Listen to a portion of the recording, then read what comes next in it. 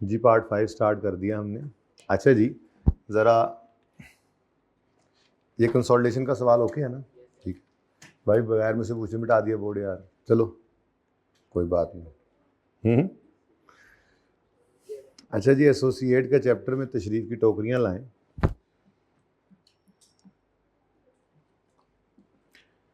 Associate का ये पहला चैप्टर ज़रा आपको पढ़ाना चाह रहा हूँ। बाकी तो कोई नहीं, इसके आगे कुछ है ही नहीं, बस फिर कहानी ख़त्म हो जाती है। ट्रांजैक्शंस हमने वैसे की हुई हैं, ठीक है। वर्किंग ये सारा अकाउंटिंग हमने की हुई है, ठीक है ना। अकाउंटिंग हमें मसला नहीं है। पेरेंट सब्सिडरी ये सारी बातें हमने सवाल, थोड़ी सी थेरी इसके अंदर, कोई ऐसी MCQ आ गया या कोई पॉइंट यूज़ होकर के सवाल बन गया थोड़ा सा, तो उससे डर लग रहा है, तो कर लेते हैं इंशाल्लाह। अगला टॉपिक भी शुरू, पहले फटाफट इसको देखें। एसोसिएट एक एंटिटी है over which investor has significant influence, लेकिन कंट्रोल नहीं है, ये जॉइंट कंट्रोल नहीं है। तो जिस पर इन्वेस्टर का सिग्निफिकेंट इन्फ्लुएंस हो वो क्या है? एसोसिएट। सिग्निफिकेंट इन्फ्लुएंस किसे कहते हैं? Significant influence is the power to participate in financial and operating policy decisions. Power to participate in financial and, participate तो करते हैं, हाँ, मतलब उनसे मशवरा तो मांगा जाता है, लेकिन उनकी हाँ में हाँ, उनकी ना में ना नहीं होती, ठीक है ना। Of the investee but is not control or joint control, ऊपर भी ये लिखा हुआ था। Presumption, if an entity holds, if an entity holds directly or indirectly, if an entity holds, इतना ही पढ़ा करें। If an entity directly indirectly, मतलब आपने होल्ड किया हो या आपकी सब्सिडरी ने, वो फिर सिलेबस में सब्सिडरी सब सब्सिडरी आई नहीं, ठीक है। If an entity holds 20% or more of voting power of another entity, लेकिन कौन सी वाली? इक्विटी वोटिंग, इक्विटी राइट्स हों, equity shares. It is presumed that significant influence exist, यानी 20 से 50% अगर शेयर होल्डिंग है तो फिर बताने की जरूरत नहीं है कि सिग्निफिकेंट इन्फ्लुएंस है। इसकी प्रेजम्पशन यही है कि फिर सिग्निफिकेंट इन्फ्लुएंस है, ठीक है। Therefore means as a general rule, significant general rule क्या है जी? 20 से 50% अगर हो तो आपकी सब्सिडरी है, एसोसिएट है, सिग्निफिकेंट इन्फ्लुएंस एग्जिस्ट करता है। Conversely, there is a presumption that significant influence does not exist if entity holds directly or indirectly less than 20% of voting power in this. This presumption is rebutted. ये गलत भी हो सकती है अगर इसके अलावा वाली बात कोई बंदा जो है वो डेमोन्स्ट्रेट कर ले कि नहीं जी देखें 20% से कम तो शेयर्स हैं, लेकिन स्टिल हमारा सिग्निफिकेंट इन्फ्लुएंस है। ये असल में कुछ बातें हैं जिनसे पता लगता है कि 20% शेयर होल्डिंग ना भी हो फिर भी सिग्निफिकेंट इन्फ्लुएंस हो सकता है। ये वो वाली बात थी असल में। तो असल में ये बात पढ़ानी थी, ठीक है। तो बात क्या निकली जी कि प्रिजम्पशन क्या है?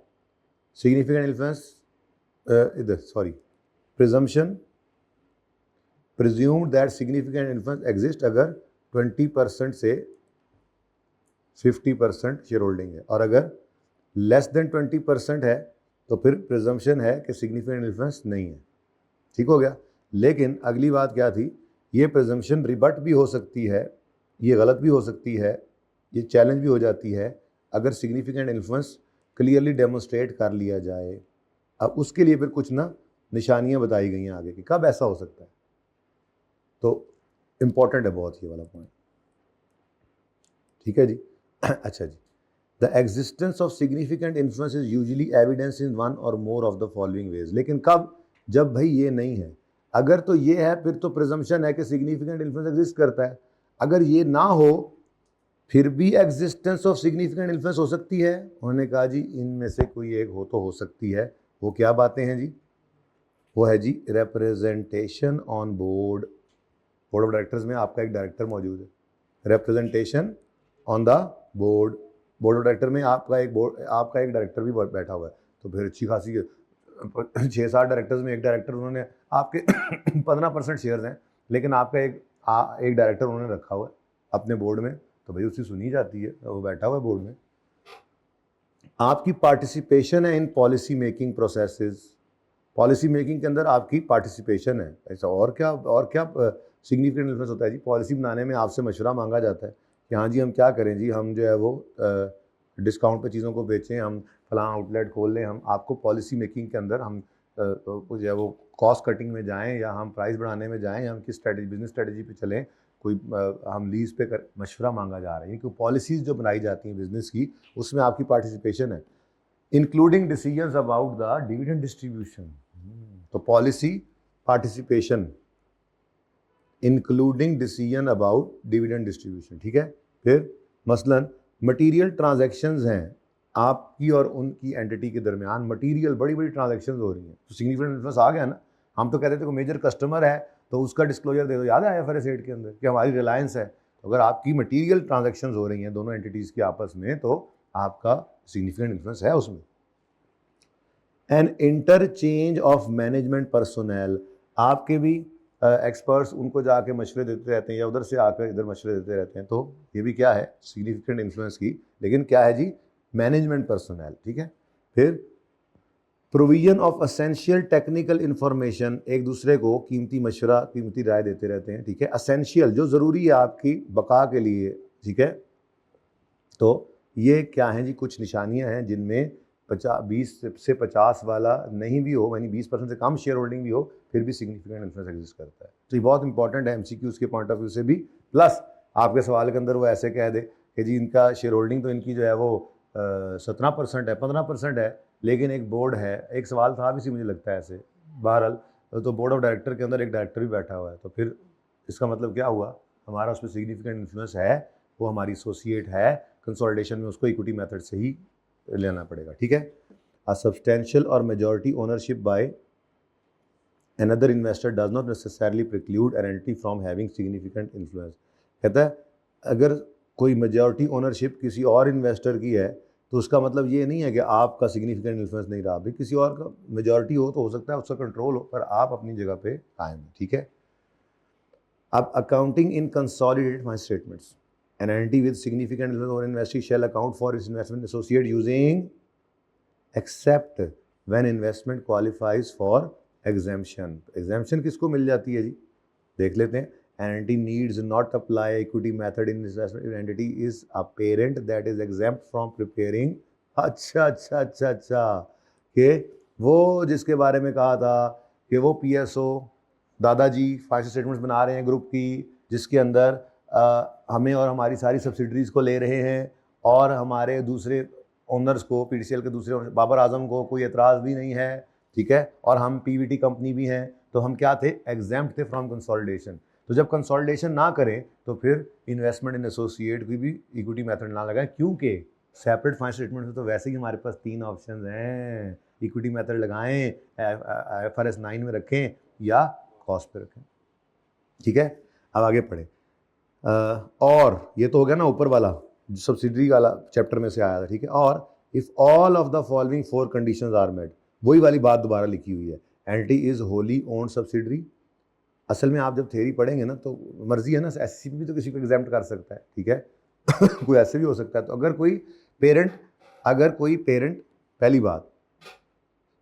बात यहाँ से क्यों करें ना, if entity with significant over investment shall account for investment in associate using equity method except if entity needs not to apply equity method, except if entity is a parent that is exempt from preparing consolidated statements, या all of the following conditions are met। या वो कौन कौन सी हैं जी, वही entity is wholly owned subsidiary or partly owned subsidiary of another entity and its other owner Babar Azam, ठीक है, including those not otherwise entitled to vote have been informed about and do not object to, वही वाली बात आ गई, ठीक है।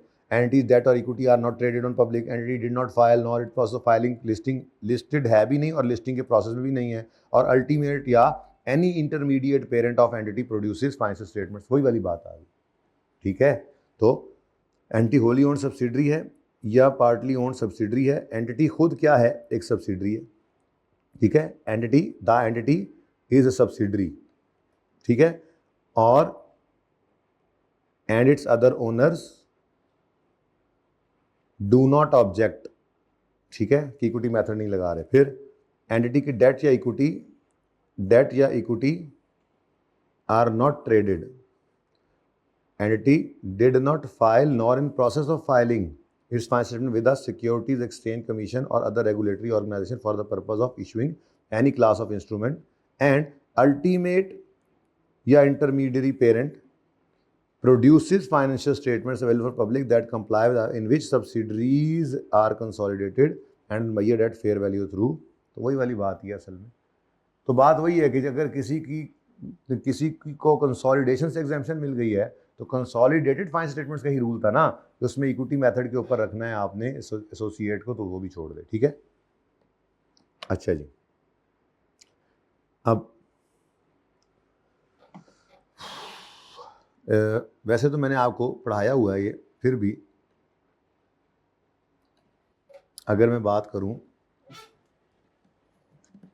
कि equity method, हमने सवाल किया था वैसे तो, लेकिन छोटी सी अगर रिवीजन हो जाए, आपको तो बहुत तकलीफ हो रही है, आई नो, इस वक्त जो भी बात मैं कर रहा हूँ उससे, क्योंकि हर गुजरता लम्हा आपको छुट्टी से दूर कर रहा है, ठीक है ना। अच्छा, हमने बात ये की थी जी कि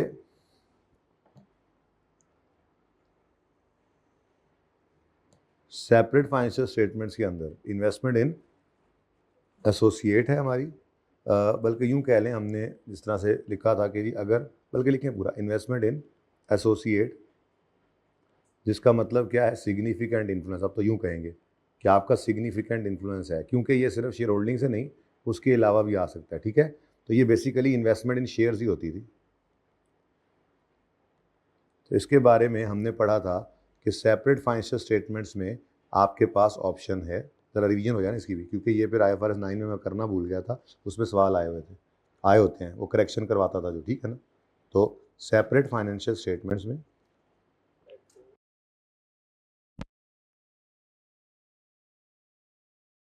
आमिर भाई के सेल आखिरी दिन भी ख़त्म ही हुए हैं जी। अच्छा जी, सेपरेट फाइनेंशियल स्टेटमेंट्स में आप चाहें तो इसको कॉस्ट पे रखें, चाहें तो इसको आप IFRS 9 के तहत अकाउंट फॉर करें, जिसमें दो ऑप्शन होते थे, FETPL या FETOCI, पता है आपको, और तीसरा क्या है जी, इक्विटी मेथड। अब इसके अंदर ना एक अगर क्विक सी हम रिवीजन मारें तो क्या है जी, डिविडेंड कॉस्ट मॉडल है तो डिविडेंड रिकॉर्ड होगा PNL में, IFRS 9 में भी, इक्विटी मेथड में भी, इसमें तो कोई मसला ही नहीं था, ठीक है। दूसरी बात होती थी पैट, कॉस्ट मॉडल पे होता था तो पैट को हम नहीं देखते थे, हम IFRS 9 में भी पैट को नहीं देखते थे, लेकिन इक्विटी मेथड के अंदर पैट को देखा जाता था, पोस्ट पैट या पोस्ट RE प्रॉफिट्स को देखते थे ना, इन्वेस्टमेंट इन कॉस्ट में ऐड करते थे।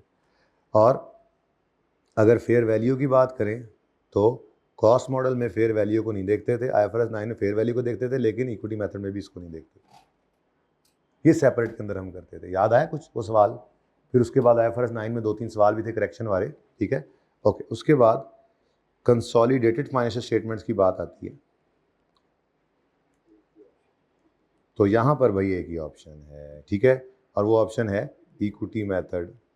और इक्विटी मेथड जो था ये वही था, लेकिन अब यहाँ पर इक्विटी मेथड को ऐसे नहीं लिखना जैसे मैंने पीछे लिखा हुआ है, बल्कि यहाँ पर तो हम यूँ लिखेंगे, वर्किंग बैलेंस शीट के लिए वर्किंग 7, ठीक है जी, और PNL के लिए वर्किंग 5.1, हाँ OCI भी आ सकता है 5.3, वेरी गुड, शाबाश, छा गए आप लोग, ठीक है। अच्छा, अब अगर इधर ले आओ इसको, बात ना पूरी कर ही दें फिर, हैं ठंडा ही मुकाएं। अगर वो मिट क्यों नहीं रहे हो भाई, चलो। अच्छा जी, अगर इन्वेस्टमेंट इन शेयर्स है, ठीक है, यानी कोई सिग्निफिकेंट इन्फ्लुएंस नहीं है, नो सिग्निफिकेंट इन्फ्लुएंस, ठीक है जी, है तो ये भी इन्वेस्टमेंट इन शेयर्स, लेकिन हमारा ना कोई सिग्निफिकेंट इन्फ्लुएंस है, ना कंट्रोल है, ठीक है। तो ये भी क्या है, इन्वेस्टमेंट इन शेयर्स ही है। मिसाल के तौर पे यहाँ पे मिसाल लिख लेते हैं, एग्जाम्पल है, मसलन हमारे 17% शेयर्स हैं, ठीक है। अब ये इन्वेस्टमेंट इन शेयर्स तो है, ठीक है, लेकिन इस पर ना हमारा कंट्रोल है, ना हमारा सिग्निफिकेंट इन्फ्लुएंस है, ठीक है। अब क्या करें जी, सेपरेट फाइनेंशियल स्टेटमेंट्स के अंदर क्या करना है? सेपरेट फाइनेंशियल स्टेटमेंट में क्या करोगे? बोलो। IFRS 9 लगाओगे? इन्वेस्टमेंट शेयर्स के लिए तो ये लगता है ना जी, IFRS 9 या FET OCI या FETPL, तो IFRS 9 लगा दोगे। कंसोलिडेटेड में बताओ तो फिर मानूं, कंसोलिडेटेड में क्या करोगे जी? कंसोलिडेटेड में क्या करोगे? कुछ नहीं, इसको भी IFRS, यहाँ पे भी IFRS 9 पे ही रखोगे। यूं कहो, जज्बा, याद है एक सवाल आया था जिसमें जज्बा के शेयर्स खरीदे थे हमारी कंपनी ने, एसोसिएट ने भी खरीद लिए थे, सब्सिडरी ने भी खरीद लिए थे, तो हमने कंसोलिडेटेड में भी उसको IFRS 9 के तहत ही रखा था, बल्कि वो तो FET OCI वाला रिवर्स भी नहीं हो सका था। ठीक है, सही है। अच्छा, इसी तरह की कुछ बात हमने, क्या नाम है, कंसोलिडेशन के चैप्टर में भी लिखी थी, तो उसको भी ज़रा साथ ही देख लें। यहाँ तो सारी थ्योरी पढ़ ली थी ना, ये असल में रह गया था, एसोसिएट रहता रह गया था, बस क्या बताऊँ अब आपको, हैं जी।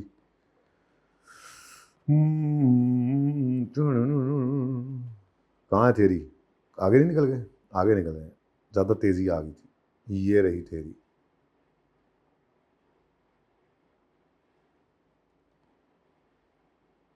ये इसको भी उधर ही ले जाए,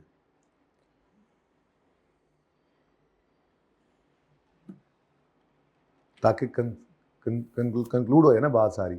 इन्वेस्टमेंट इन शेयर्स हमने इन्हीं 3 चैप्टर्स में ही पढ़ी थी।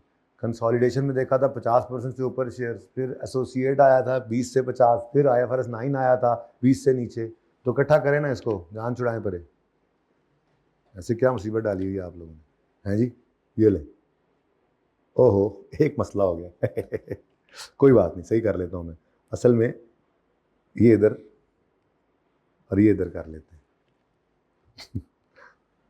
ताकि सारा सेम टू सेम हो जाए, फिर आप पिक्टूरे ले लें। ठहर जाओ, पहले सीधा दिखा लो, तो भाएं तो तस्वीर पहले खींच लो। लें जी, अगर इन्वेस्टमेंट इन शेयर्स है और उसमें हमारा कंट्रोल है, अगर इसको ऐसे ही लिखूं, ठीक है, कि मोर देन 50% इन्वेस्टमेंट इन सब्सिडरी कल आएगी, यहाँ पे क्या होता है हमारा असल में कंट्रोल आ जाता है। तो जब कंट्रोल आ जाए तो फिर सेपरेट में अगेन क्या है जी, 3 ऑप्शंस हैं। सेपरेट में अगेन 3 ऑप्शन, वो 3 ऑप्शन यही वाले, ऊपर भी यही वाले हैं, ठीक है ना? ठीक है, लेकिन कंसोलिडेशन में यूज करेंगे एक्विजिशन मेथड। ठीक है, एक्विजिशन मेथड क्या था? Line by line addition, line by line addition. ठीक है, ला दो भैया, पिए चाहे आप लोगों ने? हैं? पॉज करो जरा। अच्छा जी, ये मैंने पॉज करके पूछा चाय किसने नहीं पीनी, तो आमिर भाई कहते हैं मैंने नहीं पीनी। भाई उनकी को उम्र है, जूस ऑनलाइन वालों बताओ यार। अच्छा जी, अच्छा जी, ये क्लियर है? अच्छा चले, शुक्र है।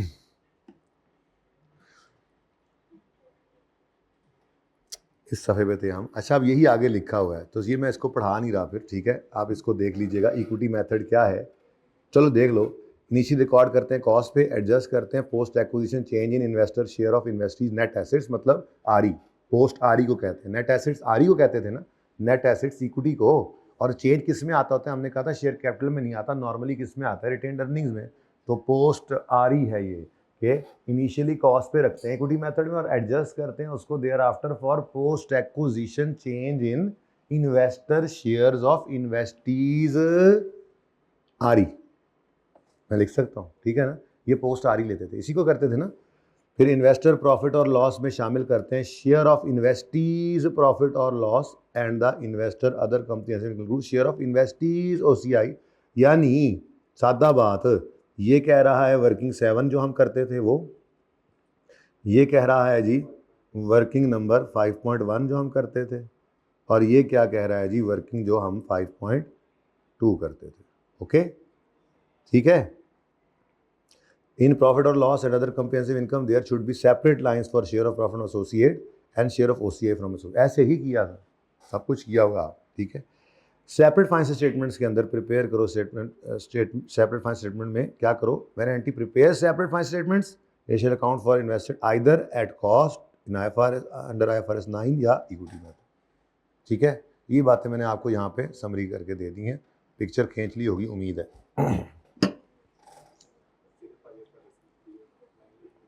कहाँ? सिर्फ IFRS तो पता है ना आपको, कौन सा IFRS है? हाँ, तो फिर जो उधर बैठे का उनको नहीं पता? ऑनलाइन में जो बच्चे बैठे तुम लोगों को पता ही नहीं है, वो तुम लोगों से ज़्यादा ज़बरदस्त बच्चे हैं, वो पढ़ते हैं ज़ोर लगा के, नहीं वो बेहतरीन बच्चे हैं, बता दूँ आप। लेक्चर पेंडिंग सब के नहीं होते, कुछ के होते हैं। कई बच्चे, अभी मैं मीटिंग जो अभी तो इस हफ्ते मीटिंग की नहीं, 2-3 दिन में करूँगा, तो बहुत सारे बच्चे मीटिंग में ऐसे आए होते हैं जो कहते हैं आज वाला लेक्चर जो कल अपलोड हुआ था ना शाम को, वो अब लेके बैठे हुए हम, और आज वाला अभी आया नहीं है। तो ज़्यादातर बच्चे ऐसे होते हैं। तो जो ऑनलाइन वाले बच्चे इस तरह स्केड्यूल्ड होकर चल रहे होते हैं ना, जो असल में तो मसला यही है सेल्फ डिसिप्लिन का, तो सेल्फ डिसिप्लिन में होते हैं तो वो बहुत आगे होते हैं। ठीक है, चलें, डिस्ट्रैक्शंस कम ना उनकी। अच्छा जी, अब ये अकाउंटिंग की एडजस्टमेंट्स थी, ये सारी की सारी हमने की हुई हैं। Treatment affecting statement comprehensive income आ गई। वर्किंग्स कौन कौन सी ओपन करते थे। Parent and subsidiary inter company transactions are eliminated at time of consolidation. कौन सी जी? Parent subsidiary. कौन सी वाली? लोन और उसका इंटरेस्ट। ठीक है जी, अगर एक एंटिटी दूसरी को लोन दे तो इंटरेस्ट इनकम और एक्सपेंस जो है वो P&L में, रिसीवेबल और पेएबल बैलेंस शीट में। ये मतलब सारा ये वो तीन है जो मैं आपको अक्सर कहता नहीं होता था, मैनेजमेंट फ़ी ट्रांजैक्शन, मैनेजमेंट फ़ी इनकम और एक्सपेंस, और दूसरी तरफ रिसीवेबल और पेएबल। ठीक है, हाँ, इन्वेस्टमेंट प्रॉपर्टी रेंटल्स का मसला आया था हमें एक सवाल के अंदर, तो उसको हमने कहा था जब आपने किसी एक एंटिटी दूसरी को किराए पे दिया हुआ है कोई प्रॉपर्टी को, तो वो फिर कंसोलिडेशन के लिए PPE बन जाएगा। तो ये सारी बातें की हुई हैं, कोई ज़रूरत नहीं है, वो एडजस्टमेंट्स में है, जो पढ़ने वाली थी वो पढ़ा दिया आपको। ठीक है, under IAS 28 investment associate and joint ventures these inter company cancellation elimination do not apply, क्योंकि ये तो आपस का होता ही नहीं है। तो ये IFRS 10 यानी कंसोलिडेशन में होता था, जो कैंसिलेशन वो यहाँ पे नहीं होता, क्योंकि हम कहते थे भाई P ने रिकॉर्ड किया, A ने भी किया, ए है किधर, ये है किधर, ये तो हमने काटा वाटा कर दिया होता था। ठीक है, various concept in subsidiaries separate financial statements internally generated brands must add customer list have carrying amount of 0। वही वाली बातें रिसर्च एंड डेवलपमेंट जो कि रिकॉर्डिंग क्राइटेरिया मीट ना करे वो 0 पे है। कंटिजेंट लायबिलिटी सिर्फ डिस्क्लोज हैं, ठीक है, तो इसलिए 0 पे हैं, लेकिन कंसोलिडेशन के लिए इनको क्या कर देंगे, फेयर वैल्यू पे ले जाएंगे। ठीक है, एक्सेप्शन है कंटिजेंट एसेट, अब ये भी नहीं छोड़ा हुआ था आपको, ठीक है, पढ़ा हुआ सारा कुछ। कंटिजेंट एसेट के मामले में कहा था आपको, क्या कहा था भला, एसेट के मामले में ज़रा प्रूडेंस कॉन्सेप्ट को सामने रखना है। तो कंटिजेंट एसेट अगर सब्सिडी की सेपरेट फाइनेंशियल में डिस्क्लोज है और उसको आप खरीदने गए हो तो उसकी फेयर वैल्यू दे भी दे तो इग्नोर करना, उसको हमने रिकॉर्ड नहीं करना। तो एक सवाल में भी आया था। ठीक है, उसके बाद बस कहानी होगी ख़त्म। अच्छा जी, इसके कुछ MCQs देख लें। वैसे कितने बच्चों ने इसके MCQs कर लिए हैं सारे?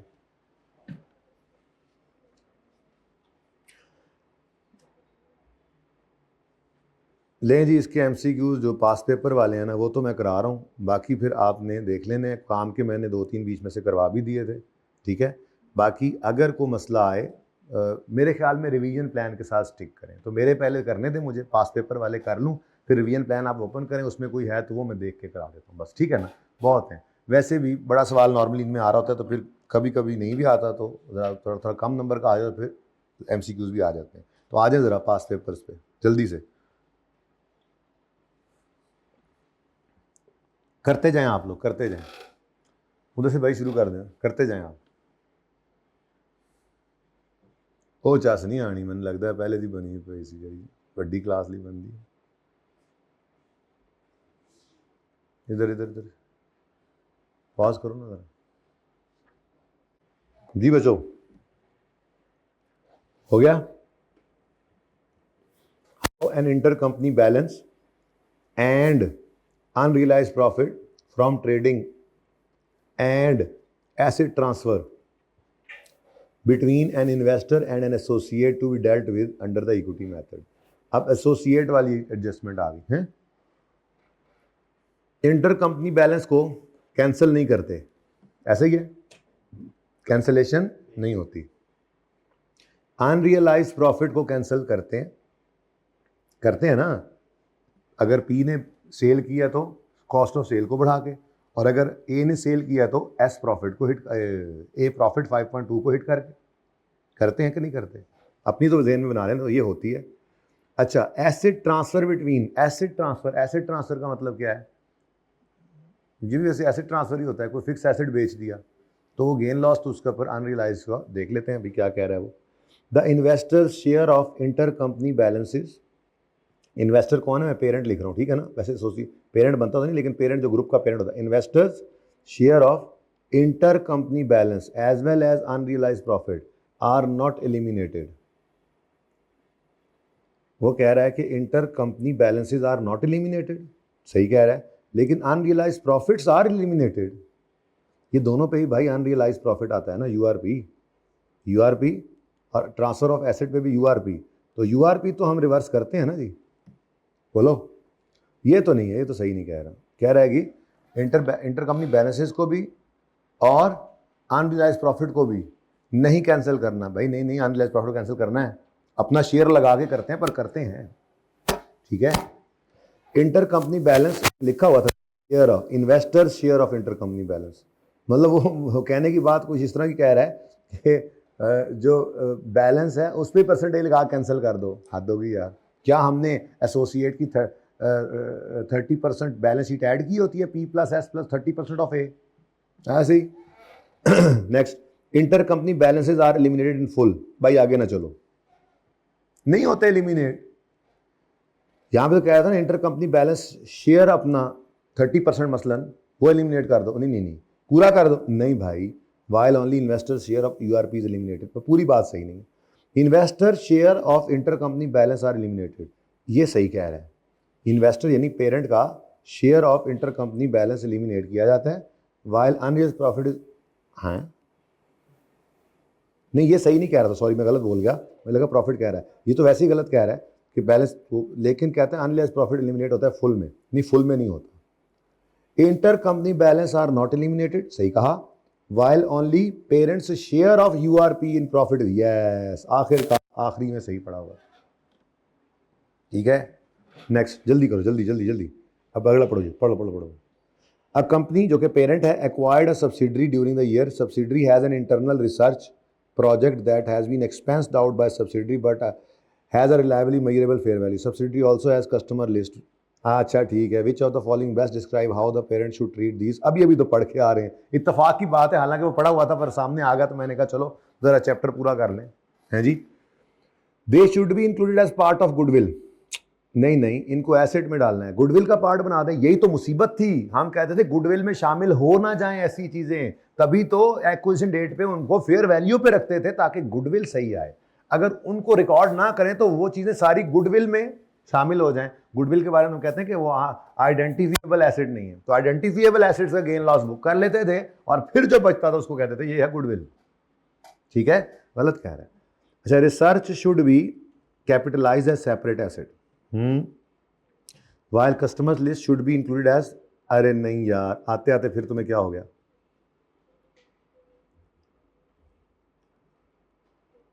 Research should be included as part of goodwill while customer list should be capitalise as separate asset, they should be capitalise as, फिर पढ़ लें एक दफा, subsidiary has an internal research project that has been expensed out by subsidiary, क्यों expense out किया होगा, recording criteria meet नहीं करता होगा, लेकिन उसकी रिलायबल फेयर वैल्यू निकल सकती है।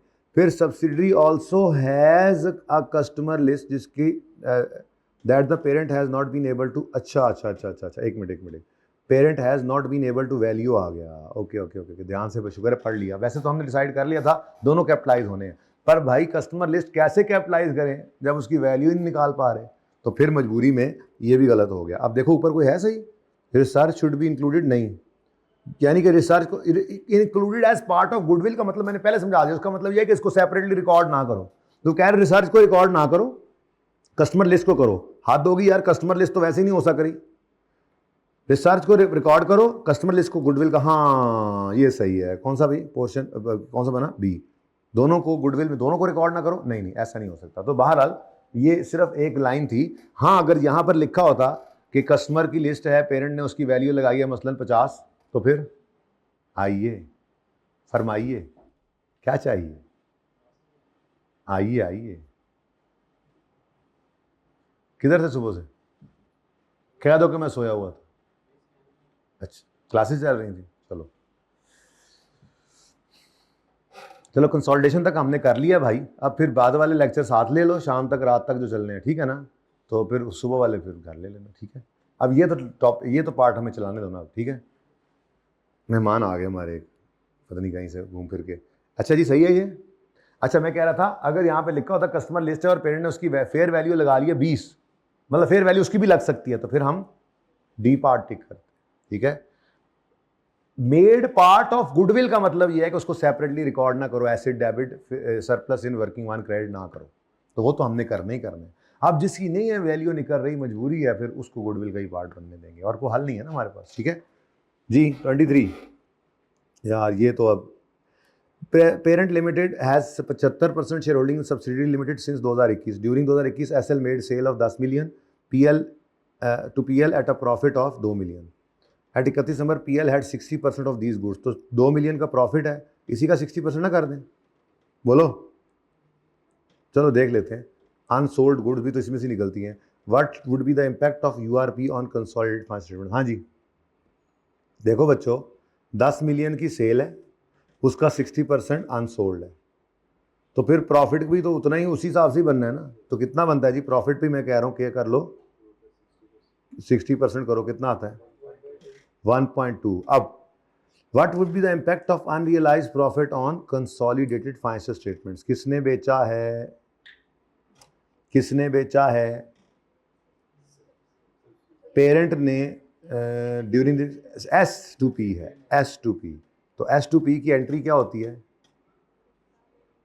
S2P की एंट्री क्या होती है, SRE डेबिट और इन्वेंट्री क्रेडिट, कितने से 1.2 और 1.2। अब बड़ा इंपॉर्टेंट MCQ है, शुक्र है ये भी आ गया, एक पते की बात बतानी है MCQ के पॉइंट ऑफ व्यू से। खैर चलें पढ़ते हैं रिक्वायरमेंट, फिर पता लगेगा। कहता है reduction in inventory and group reserve and NCI by 1.2। Group reserve किसे कहते हैं जी, CRE को, NCI तो NCI है, ठीक है ना। तो कह रहा है रिडक्शन करो इन्वेंट्री में बाय 1.2, CRE में 0.9, यानी वो ये कह रहा है कुछ कि CRE डेबिट करो, एक मिनट मैं उसकी बात पहले लिखता हूँ। कह रहा है जी CRE डेबिट करो 0.9 से और NCI डेबिट करो 0.3 से और इन्वेंट्री क्रेडिट करो। यार इसकी कोई लॉजिक भी बनती है, इस एंट्री की तो बनती है, बनती है। असल बात यही है।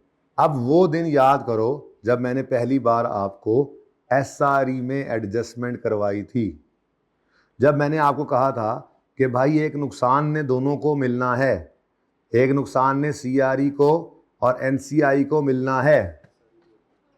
तो मसलन एक लॉस है 10 रुपये का, मैंने कहा था इम्पेयरमेंट की एंट्री समझाया था गालिबन, ठीक है ना। जब वो पहले शुरू के दिन थे, जब CRE SRE वाली बात आई थी, तो हमने कहा था जी impairment loss debit goodwill credit करना है 15 रुपये से, ठीक है जी। और ये SRE टाइप एडजस्टमेंट क्यों कही थी कि ये फुल गुडविल है, तो मैंने कहा था असल में तो ये 15 रुपये, मसलन मेरा पेरेंट और सब्सिडरी का जो शेयर होल्डिंग है वो है 70-30, तो 15 का 70% जी 10.5 और 4.5।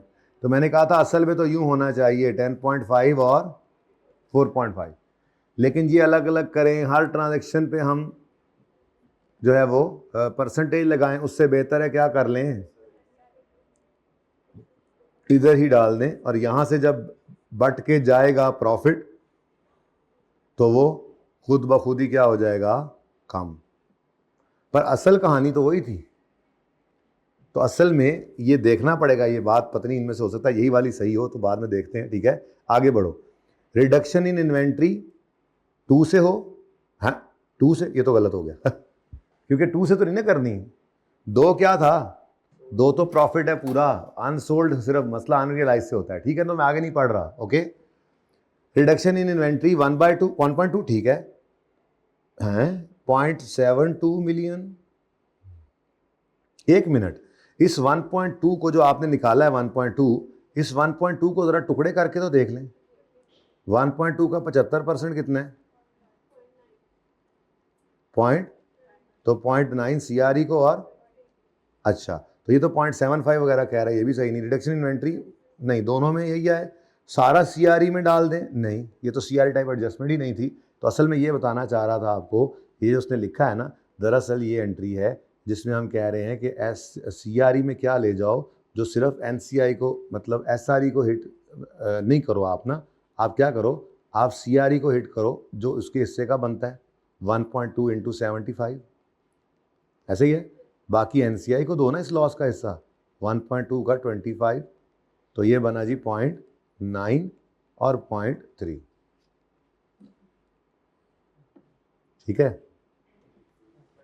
गलत क्या क्यों? हाँ हाँ हाँ, ठीक है जी, ठीक है। तो कौन सा है ये ऑप्शन? कमाल MCQ।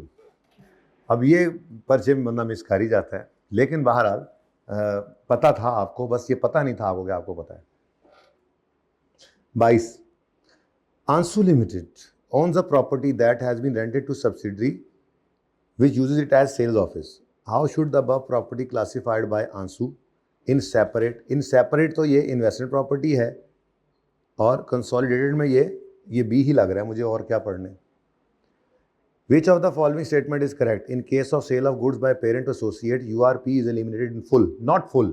URP के ऊपर हर ट्रांजेक्शन पे अपनी परसेंटेज लगाते थे। In case of sale of good by associate to parent, amount payable to associate could be presented in हाँ एक minute. In case of sale of goods by associate to parent, associate ने parent को चीजें बेची, उधार बेची होंगी ना, तो एंट्री की होगी associate ने debtor debit sale credit, associate ने, तो पेरेंट की किताबों में नजर आ रही होगी entry purchases debit payable to associate credit. वो कह रहा है amount payable to associate in the books of parent. हद हो गई यार। Sale of goods by associate to parent है, तो मैंने अभी तो एंट्रीज बोली कि एसोसिएट ने एंट्री की debtor debit sale credit, side पे कर लो। पेरेंट ने एंट्री क्या की होगी, purchases debit payable to associate credit, तो ये payable to associate in the books of parent है। तो वो कह रहा है amount payable to associate would be presented in consolidated financial position. बिल्कुल बिल्कुल बिल्कुल, पेरेंट के पेएबल्स नजर आ रहे होते थे और आपस की कैंसिलेशन भी कोई नहीं होती थी इसमें। तो A is not correct, B is correct. है कोई ऑप्शन? Only 2 is correct. समझ आई है? मुक नहीं रहे, मुक गए। उसके बाद जरा देखें, जरा रिवीजन प्लान ओपन करके कोई MCQ जी हैं? अच्छा, which of the following investment अच्छा should be accounted for by Shah Zain Limited as associate? 18% of equity 18% of equity capital A का लिया हुआ है इसने, ठीक है ना, इन्वेस्टमेंट की हुई है 18% ए के अंदर। Shah Jain limited is the largest share holder in this company. नहीं मैटर करती ये बात। हैज़ अ डायरेक्टर, हाँ, एंड प्रोवाइड्स मैनेजमेंट एक्सपर्टीज, ठीक है जी। तो लार्जेस्ट शेयर होल्डर वाली बात तो हमें पसंद नहीं आई, लेकिन डायरेक्टर, बोर्ड के ऊपर डायरेक्टर है, तो ए कंपनी क्या है जी, इन्वेस्टमेंट को as an investment in associate कह सकते हो। 23% equity share capital of company B, Shah Jain limited has no representative on the board and takes no part in management. The majority share holder is company B historically use their combined voting right to keep any nominee of Shah Zain off the board। इससे फर्क नहीं पड़ता, ये तो वैसे ही बताया आप लोगों को। लेकिन एक मसला आ रहा है कि ये बड़ी सख्त बातें नहीं करने लग गए। ये तो ठीक कर लो ना, मैं इधर तो सिग्निफिकेंट इन्फ्लुएंस बचता है, लेकिन यहाँ पे बड़ी सख्त बातें कर रहे हैं। क्या कह रहे हैं? शाह जैन लिमिटेड का कोई रिप्रेजेंटेटिव नहीं है बोर्ड पे, कोई पार्ट वो मैनेजमेंट में नहीं लेते। कंपनी बी जो इसकी ओनर है, ठीक है, share capital of company B, sorry, ठीक है, और कंपनी बी शेयर होल्डर्स के, कंपनी बी के शेयर होल्डर जो हैं हिस्टोरिकली यूज करते रहे अपने कंबाइंड वोटिंग राइट्स को to keep any nominee of Shah Jain off the board. ये बहुत सख्त बातें कर रहे हैं यार, क्योंकि हमने कहा था कि मुझे तो लग रहा है कि ये वो डेमोन्स्ट्रेट कर रहे हैं कंट्रोल कोई नहीं है, शेयर्स तो हैं, लेकिन उन लोगों ने ऐसे ज़बरदस्त अपना इत्तेहाद रखा हुआ है कि वो फटकने भी नहीं देते करीब शाह जैन को, हालांकि 20% से ऊपर शेयर्स हैं उसको, ठीक है। मुझे तो नहीं लग रहा जी ये एसोसिएट नहीं है। 50% equity shares of C, remaining 50 is held by an unrelated company policy decision relating to company C must be agreed to by both of its share holders. हाँ जी, ये तो भाई कंट्रोल आ गया है। इसको ज्वाइंट वेंचर कहते हैं, सिलेबस में नहीं है वैसे, आगे सिलेबस में ज्वाइंट वेंचर नहीं 50-50, लेकिन ये तो कंट्रोल नहीं, कंट्रोल ज्वाइंट वेंचर कहते हैं इसको, यानी बराबर दोनों यस करेंगे तो यस है, दोनों नो करेंगे तो नो है, एक की यस या नो से डिसीजन ही होना, लटका रहना है, ठीक है, ज्वाइंट वेंचर। तो ये तो एसोसिएट हो नहीं सकता। 46% शेयर्स इक्विटी के डी के, other share holding are split between मेरे बच्चे सारे। Shah Jain limited nominates 8 of 10 directors on the board under written agreement between two company. तो ये तो भाई सब्सिडरी बन गई है, ये भी एसोसिएट नहीं हो सकती, ठीक है, और सही है। इसमें क्या आ गया जी, कंट्रोल, ये तो क्लियर हो गया। इसमें क्या आ गया जी, इसमें क्या आ गया जी, ज्वाइंट वेंचर, तो ये भी नहीं है। और इसमें क्या है, सिग्निफिकेंट इन्फ्लुएंस, ये तो हो गया। अब मसला सिर्फ इसी का ही है, तो ये बड़े गुस्से गुस्से में कर रहा है, मेरे ख्याल से तो सिग्निफिकेंट इन्फ्लुएंस एग्जिस्ट नहीं करता इस पे भी, ठीक है। ए वन नहीं बन रहा है, वन ओनली किस में है जी, ए में। और जी कौन सा है, 18, और किन्ने ने,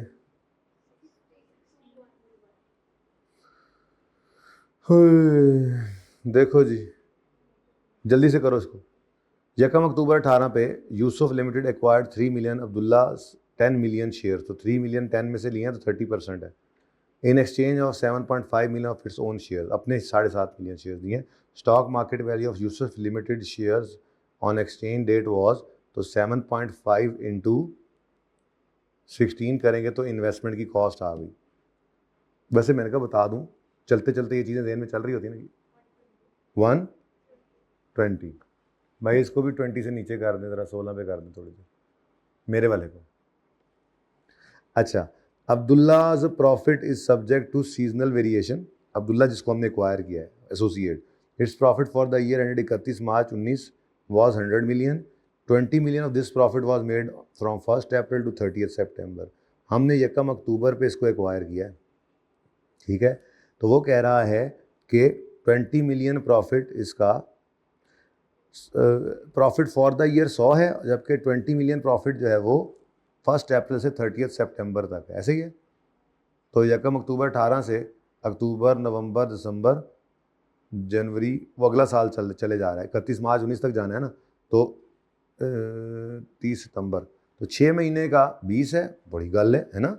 और फिर 1 अक्टूबर से 31 मार्च 19 तक 6 महीने कितना है, 80। और हमने इसको एक्वायर किया, ये उसके बाद, हमारा कमाल शायद नहीं है, सीजनल वेरिएशन है, चले खैर जो भी है। अच्छा, ये क्या आ गया जी, 80 जो आ गया वो पोस्ट पैट है, ठीक है। उसके बाद Yusuf has 1 subsidiary and no other investment apart from Abdullah. What amount will be shown in investment associate in consolidated statement of financial position. तो ये तो वर्किंग 7 मांग रहा है भाई, ये कोई सवाल करने वाला। इन्वेस्टमेंट इन एसोसिएट्स, तो कॉस्ट कितनी निकाली थी अभी आपने, 120। पोस्ट आर ई की बजाय क्या आ गया जी, पोस्ट पैट, और वो कितना है जी, डायरेक्ट लिखो 80, लेकिन उसका ये मैंने बताया था 3 आउट ऑफ 10 मिलियन है तो 30% है, ठीक है, सही है जी। कितना डिविडेंड कोई है तो ज़बरदस्ती तो नहीं कर सकते ना, पोस्ट पैट आया तो डिविडेंड लेना ही लेना है। चलो आपके लिए लिख देता हूँ मैं, डिविडेंड 0, तो क्लोजिंग क्या आ गया, है कोई ऑप्शन, ऑप्शन ही नहीं है ₹144 मिलियन, ठीक है। चले आप जो बाकी 2-3 कर लीजिएगा, ऐसे ही हैं, मसला ही कोई नहीं, ठीक है।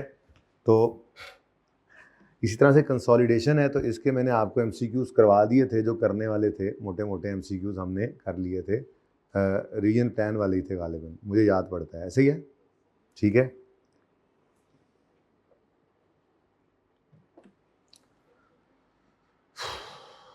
कितनी देर की होगी भाई रिकॉर्डिंग,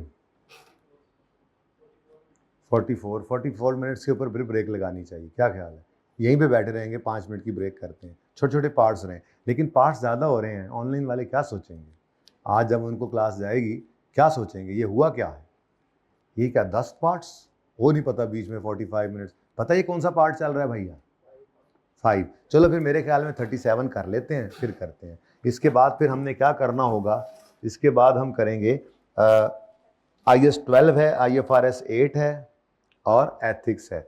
इस त्रोड़े को करना है हमने, इस त्रोड़े को इकट्ठा करते हैं या इसमें ब्रेक डालते हैं, वो देख लेंगे। IAS 12 में रिसेंट टाइम का पास पेपर ही है, बाकी तो जूस आपने निकाला ही हुआ है।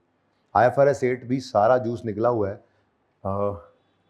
एक पैरा उसमें रहता है मेजरमेंट वाला, वो मैंने छोड़ा था, जहाँ पे डिस्क्लोजर्स ख़त्म होते हैं, वो पढ़ाना है आपको। और उसके बाद एथिक्स के अंदर कोई एक सवाल कॉन्फिडेंशियलिटी वाला मेरा दिल है कि वो कर लें, वो हमने नहीं किया था डिस्कस क्लास में। कोई सादा सवाल डिस्कस कर लेंगे कि उसको कैसे एड्रेस करना है, तो इस पर देख लें, टाइम तो लगता ही है चीज़ों को करने में। फिर IFRS 16, 38 और 21, ये 3 रह जाएंगे। तो आज काम ख़त्म होगा तो जाएंगे, वरना नहीं जाएंगे। ये तो हम सोच के आए थे ना, ठीक है। अच्छा वैसे मतलब क्या करूं, अब कुछ है नहीं ना, तो बस तरतीब से आराम से चलते जा रहे हैं, सुकून से करते जा रहे हैं। तो इसको कर लेते हैं जी 37 को। 37 जी, पहले क्या करें, पहले ये क्या कर लेते हैं, क्या पूरा करते हैं, यही कर रहे हैं। मैंने कब ब्रेक किया, ये तो कह रहा हूं कि ये करके ब्रेक करते हैं, यही कहा है मैंने अब्दुर्रहमान।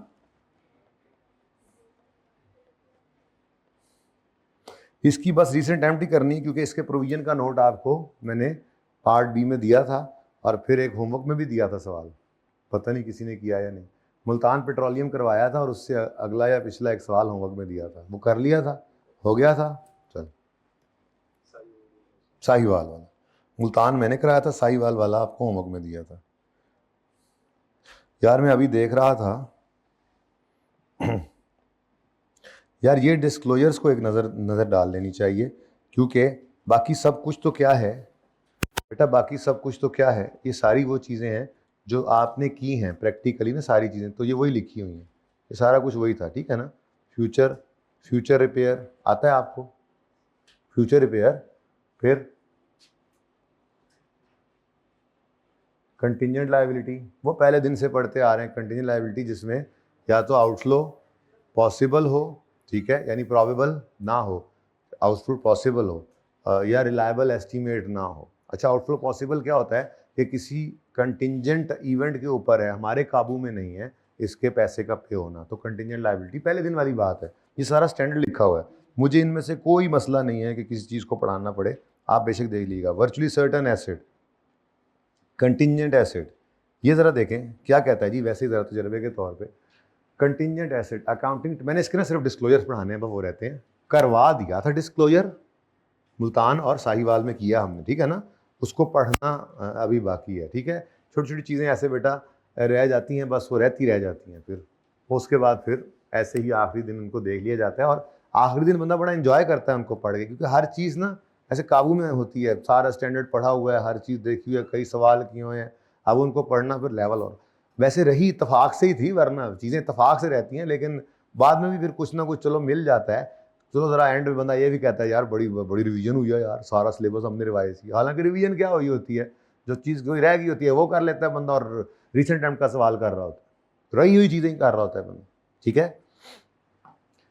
अकाउंटिंग ट्रीटमेंट क्या है जी कंटिजेंट एसेट का, an entity shall not record a contingent asset. अच्छा, contingent assets usually rise from unplanned or other unexpected events that give rise to possibility of an inflow. An example is a claim that an entity is pursuing through legal process where outcome is uncertain. Contingent assets are not recorded since this may result in recognition of income that may never be realized. However, when the realization of income is virtually certain, then related asset is not contingent asset and is recorded, and its recognition is appropriate. वही वाली बातें जो आपने की हुई हैं, तो ये स्टैंडर्ड सिर्फ लिखा हुआ है टेढ़ी लाइनों में, स्टैंडर्ड लिखा हुआ है बस, तो ये पता है आपको, ठीक है। बस जो चीज़ नहीं पता, डिस्क्लोजर क्योंकि सिर्फ बनाया था और क्लास में पढ़ाया नहीं, तो वो पढ़ने रह गए हम, ठीक है। ऐसे ही contingent asset is disclosed where an inflow is probable.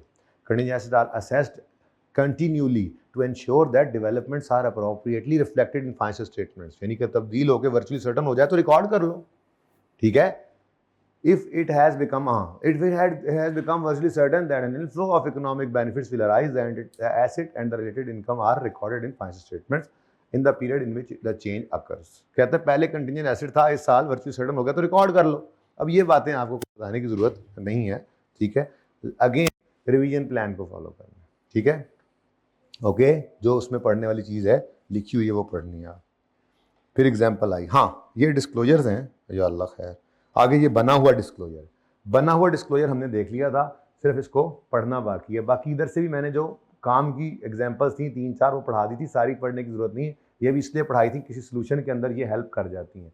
कैसे सॉल्व करते हैं ये सारा सफ़ा आपको देख देख कर ही करवाया था। इफ्रिक की थ्योरी मैंने दी थी पुराने लेक्चर्स में, तो भाई कह रहे थे फिर पढ़ा दें, हालांकि कह रहे थे कि हमने पढ़ा हुआ है, पढ़ी हुई थ्योरी है, ज़रा ध्यान से इसको देखिएगा इंशाल्लाह, ठीक है। और उसके जी पढ़ ली थी, फिर जब देखा था तो सर हमें याद आ गया था। हो ठहरो, मैंने डिस्क्लोजर पढ़ाने हैं, हाईएस्ट 10 मैं देख रहा हूँ ऐसा, सेटिस्फेक्शन होती है ये भी एक है। समरी छोड़ो, प्रैक्टिस क्वेश्चंस सामने, प्रैक्टिस क्वेश्चंस तो पास पेपर्स पे ज़्यादा फोकस किया था, रिसेंट टाइम का सवाल करना है। डिस्क्लोजर कहाँ है? ये तो आईएएस 10 के डिस्क्लोजर हैं, ये तो हमने पढ़ लिए थे, पता नहीं वो क्यों रह गए थे। बस नोट बनाने के चक्कर में मैंने कहा चलो नोट भी बनेगा, साथ में डिस्क्लोजर भी पढ़ेंगे। तो डिस्क्लोजर वाले सफ़े पे आओ जी, पढ़ लें इसको भी, ज़रा जान छुड़ाएं। ऐसे ही IFRS 8 में डिस्क्लोजर पढ़ा दिए थे, लेकिन वो मेजरमेंट वाला पैरा मैंने कहा था फिर कभी, मतलब कल या परसों ऐसे ही कर दिया होना है ना, वो थोड़ा सा ना डिफिकल्ट था ज़रा निस्बतन। वो IFRS 8 ऐसे मोटरवे पे जा रहा था तो मैंने कहा ऐसे ही यार बीच में स्पीड ब्रेकर क्या लगाना, इसलिए वो छोड़ देता होता है बंदा कभी कभी चीज़, वो फिर बाद में रह ही जाती है। लें जी,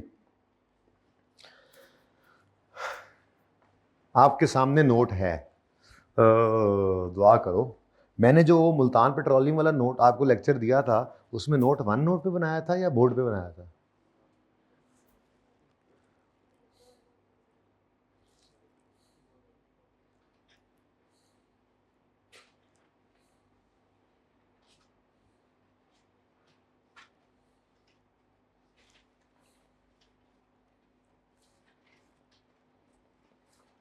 दुआ करो 1 नोट पे बनाया हो। आप लोगों ने तो बनाया हो, आप अपना रजिस्टर ना खोलें, मुझे उससे कोई लेना देना नहीं है। इससे पिछली अटैम्प्ट में जाता हूँ, उस वक्त ना ये कैफ 5 हुआ करता था। ये अच्छा मज़ा आया, दूसरी तरफ मैंने जो पढ़ाना था वो हटा दिया देखा, वही हुआ ना जिसकी डर था। चलो जी एक नज़र देख लें, ये आपकी क्लास के अंदर सॉल्व हुआ था, लभ गया मैंने 1 नोटे पे। हमने दोनों को इकट्ठा नहीं किया, तीनों को अलग अलग शो किया है, रेकन्सिलिएशन शो किया है, कुछ अंग्रेजियाँ मारी हैं इसके बारे में, ठीक है। तो थोड़ा सा आइडिया हमारे सामने है, आप ज़रा इसको सामने रख के पढ़ते चले जाते हैं, ठीक है ना जी। बस IAS 37 में ये रहता है, और रिसेंट अटेम्प्ट ये भी तो हो गया था, इसके पढ़ने डिस्क्लोजर रहते हैं। For each class of provision, यानी हर बेटा आखिरी क्लास का आखिरी लम्हा भी इंपॉर्टेंट होता है, याद रखना। कोई पता नहीं होता कि जो चीज़ हम आखिरी क्लास के आखिरी लम्हे में पढ़ रहे हैं, क्या पता वही पर्चे में आ जाए। For each class of provision entity shall disclose carrying amount at beginning and end of period, additional provisions made in period including increase to existing provision, amounts used last use किया था ना, used अभी देखते हैं, during the period, unused amounts reversed and increased during the period in discounted amount rising from passage of time, जिसको interest भी कहते हैं हम। ये बेसिकली ये हर एक के लिए अलग अलग कॉलम बनाओ, ठीक है। For each class of provision carrying amount at beginning and at end, ठीक है। फिर additional provision made in the period, ये जो एक्सपेंस बन रहा होता है। फिर अमाउंट यूज्ड इंटरेस्ट, सॉरी ये माइनस, ठीक है, जो कैश पे हुआ, या अनयूज्ड रिवर्स्ड, ये रिवर्स्ड कहीं आया नहीं था, बहरहाल यूज मतलब वो रिवर्सल ऑफ प्रोविजन इस नोट में हमने डाला नहीं हुआ, रिवर्सल यहीं पर ही आपने ऑपोजिट साइन से डाल देना है बस, वो भी माइनस हो रहा होगा। एक्सपेंस बढ़ाता है तो रिवर्सल काम करेगा प्रोविजन को, ठीक है ना, वो नहीं डाला हुआ। फिर increase during the period in the discounted amount, यानी कि इंटरेस्ट ये आ गया। तो वो जो लिखा हुआ है ना, ये additional provision made in the period including increase to existing provision, तो इसमें एडिशनल प्रोविजन एक्सपेंस के जरिए भी बनती हैं और एसिड वाली भी एक होती है। प्रोविजन डीकमीशनिंग, ठीक है। तो यही डिस्क्लोजर मांगा हुआ था तो हमने बना लिया, लेकिन एक दफ़ा पढ़ना तो ज़रूरी होता है ना चीज़ों को, ठीक है। कोई एमसीक्यू ना कोई चीज़ बन जाती है। Comparative information is not required. Provision के नोट में कह रहा है कंपैरेटिव इन्फॉर्मेशन इज़, इतना इंपॉर्टेंट है जी। अब ऐसी बात देखकर पर्चे में कहोगे नहीं नहीं नहीं ये तो गलत कह रहा है, यहाँ लिखा हुआ है पैरा 84 में, comparative information is not required. Then NNT shall also disclose following for each class of provision: brief description of the nature of obligation and expected timing of any resulting outflow, an indication of uncertainties about the amount and timing. Where necessary to provide adequate information, NNT shall disclose major assumptions made in concerning future events, the amount of any expected reimbursement, stating the amount of, तो ये सारा कुछ कहाँ show किया था, यही जो description provision relates to spending cost सारी कहानी लिखी थी। फिर मतलब कोई provision relates to court case और उसके अगेंस्ट सामने भी इंश्योरेंस वालों से कहा है वो हमें क्या कर रहे हैं, रीइंबर्समेंट कर रहे हैं। ये सारी बातें कहाँ लिख रहे हैं हम, तो ये डिस्क्लोजर ही तो दे रहे थे। तो उसने सिर्फ यहाँ पे क्या बताने की कोशिश की है कि क्या करो जी, तफसील बताओ, ठीक है। तफसील में क्या बताओ, brief description, nature, expected timing of any resulting outflow, indication of uncertainties about amount and timing, where necessary provide adequate information, and shall disclose major assumptions concerning future events, जो आपने assumption दी हैं इसमें। फिर amount of any expected reimbursement, stating amount of any asset that has been recorded for the expected reimbursement, तो ये बातें बताओ। unless the possibility of an outflow is remote, entity shall disclose each class of contingent liability। कहता है जब तक, ये भी हमने शुरू में पढ़ा था, जब तक के किसी आउटफ्लो की पॉसिबिलिटी रिमोट ना हो जाए, entity shall disclose for each class of contingent liability. अब ये कंटिंजेंट लायबिलिटी के लिए शुरू हो गया क्योंकि प्रोविजन तो ऊपर नोट में आ गई थी ना। कंटिंजेंट लायबिलिटी के लिए क्या कह रहा है, for each class of contingent liability eight the end of reporting period a brief, ये देखो ईच क्लास ऑफ प्रोविजन के लिए ये बातें यूं कह लो, और each class of contingent liability के लिए क्या बताओ, उसकी नेटूरे, ठीक है जी। और जहां पॉसिबल हो estimate of its financial effect, ये लिखा करते थे जुमले में, ठीक है, यहीं से उठाकर देखा था और कहां से लिख रहे थे, ठीक है। Indication of uncertainties relating to amount, timing or outflow and possibility of any reimbursement, तो इनके बारे में भी ये बातें लिख, पता है, सिर्फ थोड़ा सा जरा एक बार नज़र से गुजर जाए तसल्ली रहती है कि 37 ने ये डिस्क्लोजर मांगे थे, बना के भी देख लिया था हमने, ठीक है।